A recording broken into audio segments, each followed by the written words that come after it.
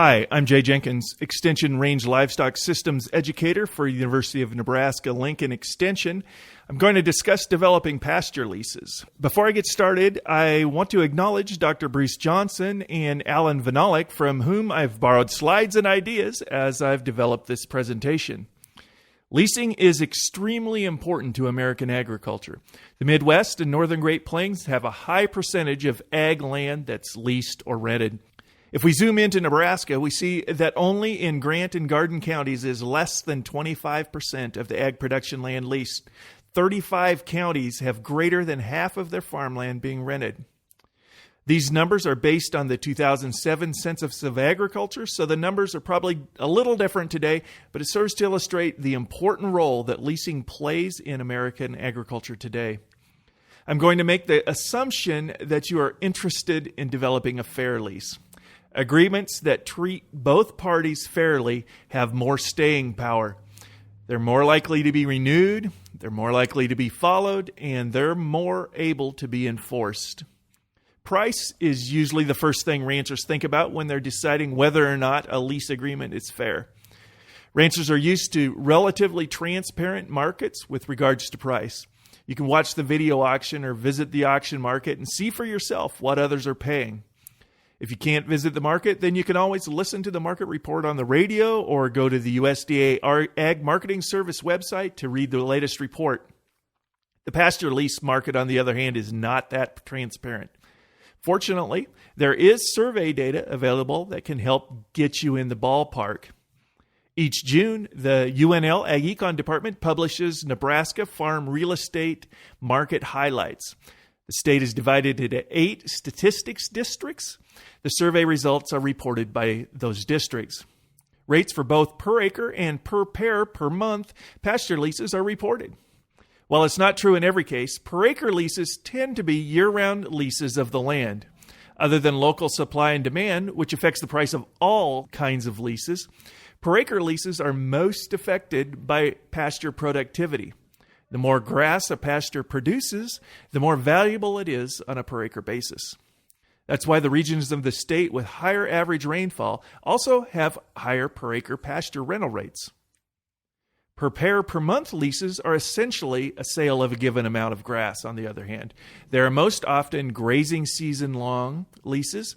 These survey numbers reflect primarily grazing that is occurring during the summer growing season, typically the 5 months. Unlike per acre leases, where pasture productivity explains most of the price differences, most of the price difference in per pair per month leases is due to the level of care provided by the landowner. The high price range is reflective of full care leases, where the landowner does everything, checks and moves the cattle, fixes the fences and the windmills, and everything else involved in caring for the land and for the cattle during the lease period. The low price range represents leases where the cattle-owning lessee does much, if not all, of that work. In my part of Nebraska, the average value isn't very helpful. We either have full care or it's no care. Cow size also figures into the price variation in per pair per month lease rates. Forage intake is directly related to body weight.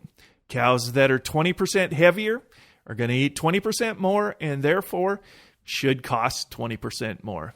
Per pair per month and per head per month are by far the most common pasture lease types in ranch country throughout the West.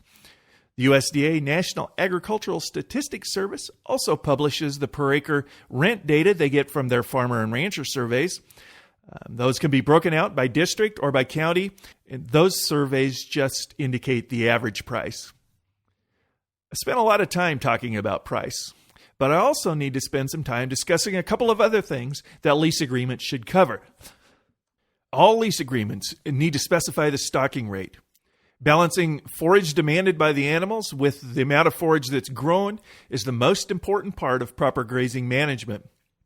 Too much grazing pressure leads to decreased long-term forage production of the land. It is useful to understand that the economic incentives that both the landowner and the cattle owner face are different for per acre and per pair per month leases. Let's look at the relationship between grazing pressure and animal gain. We'll start with individual animal gain. When there's just a few animals in the pasture, individual performance is high. Then as we add a few more animals, performance doesn't decrease because there's plenty of forage for all of them to select all of the highest quality feed that they want. As we add more animals, their performance decreases because there isn't enough of the highest quality feed to go around, and they start eating less desirable grasses and competing with each other for forage. When we look at gain per acre, though, it starts out low because even though those few animals are performing well, there aren't very many of them in the pasture. As we add more animals, we get more total gain, even though each animal is gaining less. Eventually, however, performance suffers so badly that total gain begins to decrease even though we are adding more animals. Potential for conflict arises in per-acre leases because economic pressures push the cattle owner to stock at the point where gain per acre peaks. That is where the return to acre is maximized. The landowner, on the other hand, would rather see a low stocking rate.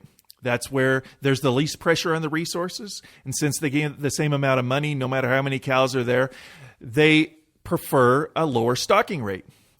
The situation is exactly reversed when it comes to per head per month leases.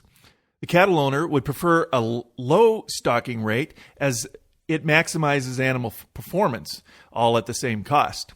The landowner, however, would prefer to stock at the highest level possible without damaging the resource, as that is what gives them the highest return per acre. As you can see, it's important that the stocking rate be plainly stated in the lease agreement. It helps avoid disagreements. It provides the landowner a way to reach their goals for rangeland health, and it provides the cattle owner a chance to reach their production goals. There are different ways that stocking rate is expressed. Stocking rate is sometimes expressed as the average number of animals during the lease period.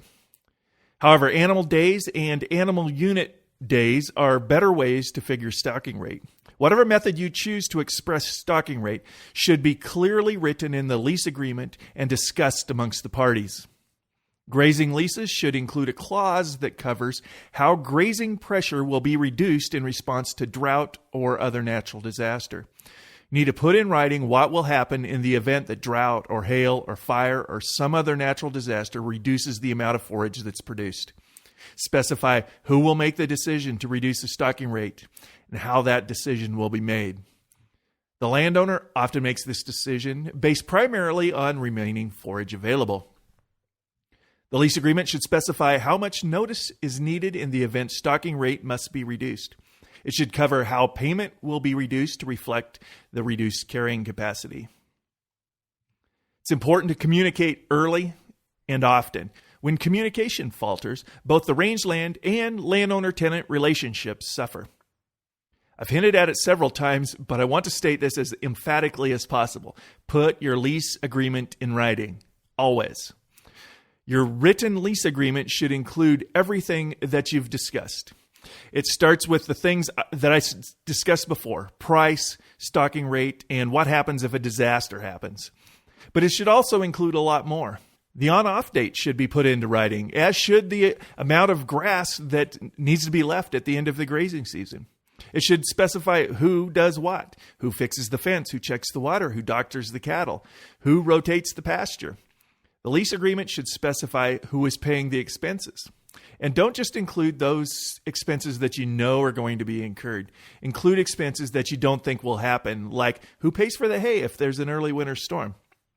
Your agreement should also address subleasing, landowner access, hunting rights, and any other expectations that either party might have. In fact, this list is just the start. There are a lot of things to think about when drawing up a lease agreement.